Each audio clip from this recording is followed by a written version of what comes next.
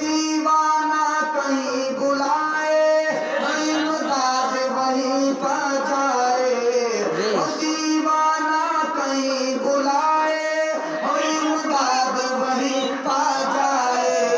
ارے تم بھلے سمندر پار ہو عبد القادر جیلانی، عبد القادر جیلانی، تم بھلے سمندر پار ہو عبد القادر جیلانی، عبد القادر جیلانی، تم بھلے سمندر پار ہو عبد القادر جیلانی۔ کیسے مدد فرماتے میرے غوث اعظم، اپنے مرید کی جان یعنی ان کا مرید چاہتا ہے، میرے حضور غوث اعظم وہی مدد فرمانے کے لیے حاضر ہو جاتے ہیں۔ حدیث یعنی جو روایت کے اندر موجود ہے، ایک مرتبہ بغداد کے ان کے مدرسے کے اندر حضور غوث اعظم اپنے مدرسے کے اندر تعلیم دے رہے تھے اور طلبہ کرام سامنے موجود تھے۔ تمام طلبہ اپنے یعنی جو تعلیم حاصل کر رہے تھے، اپنا سبق پڑھ رہے تھے، انہی طلبہ کا بیان ہے کہ ایک مرتبہ ہم نے دیکھا کہ حضور غوث اعظم اپنی یعنی درسگاہ کے اندر بیٹھے ہوئے تھے،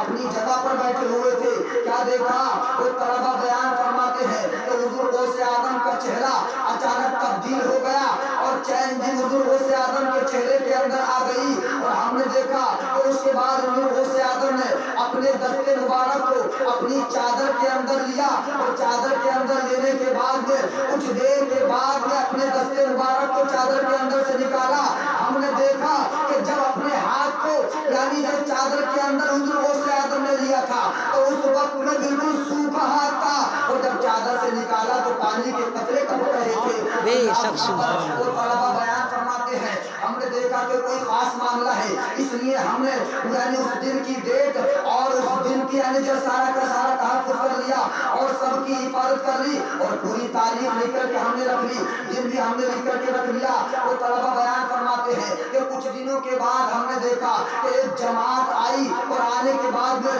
انہوں نے حضور غوث اعظم کی بارگاہ میں تحفے پیش کیے اور بڑے نذرانے پیش کیے، اور نذرانے پیش کرنے کے بعد میں بڑی عقیدت کے ساتھ حضور غوث اعظم سے بات چیت کر رہے تھے۔ وہ طلبہ بیان فرماتے ہیں ہم نے ان لوگوں سے پوچھا اے لوگوں تم کہاں سے آئے ہو اور کیوں آئے ہو، آخر آپ حضور غوث اعظم کو اتنے نذرانے کیوں پیش کر رہے ہو؟ تو وہ طلبہ بیان فرماتے ہیں کہ اس جماعت نے کہا اے طلبہ کرام بات یہ ہے ہم تاجر لوگ ہیں، ہم یعنی جو سمندر کا سفر طے کرتے ہیں۔ ایک مرتبہ کی بات ہے کہ ہم یہ ہمارے تجارت لے کر کے سمندر میں آ رہے تھے، جہاز پر ہم سوار تھے، اچانک کیا ہوا کہ